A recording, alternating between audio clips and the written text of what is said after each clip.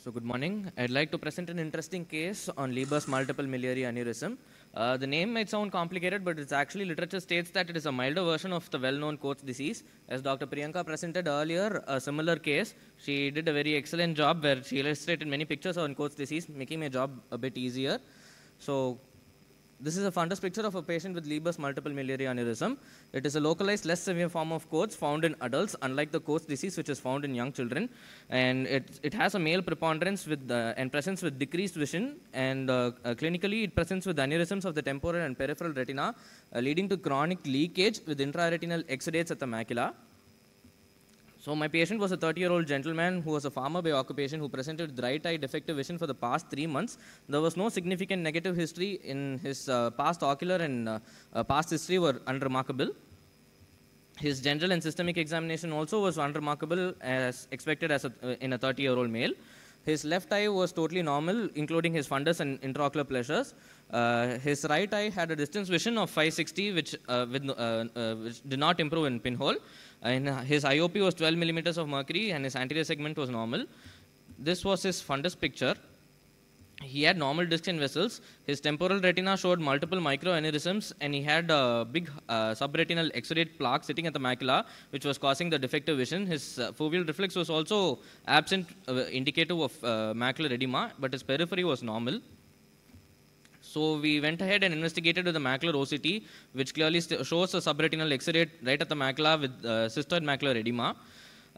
We went ahead and did baseline blood investigations with complete hemogram, including ESR, CRP, and his sugars. Everything turned out to be normal.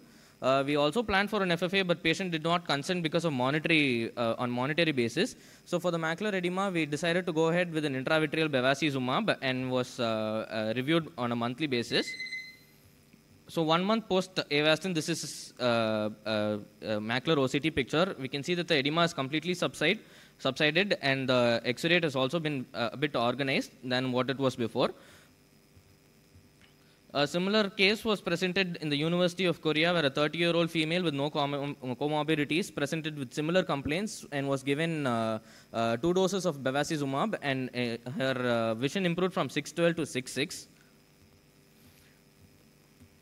So, a similar cases in young males with vision loss with intraretinal exudates and saccular aneurysm always suspect Leber's rather than Coats disease. Coats disease, the patient will present with more serious exudative detachments of sorts, but this is a milder version of Coats disease, which can be proven on an OCT. And FFA, if done, will show multiple miliary aneurysms with extravasations and capillary non-perfusion areas. You can treat the capillary non-perfusion areas with laser photocoagulation, but the mainstay of treatment would be an intravitreal anti-VEGF or IVTA. So the patient was followed up for a period of 1 month, where vision was improved, and this was his fundus picture at the end of 1 month. So his vision improved from 560 to 618, and there was reduction of subretinal exudates and microaneurysms, and the OCT showed resolution of macular edema. So if you always find a similar case with findings at the posterior pole, it is mandatory to do an indirect ophthalmoscopy to examine a periphery, as you might be missing a peripheral lesion, considering the age of the patient, which is very important. Thank you.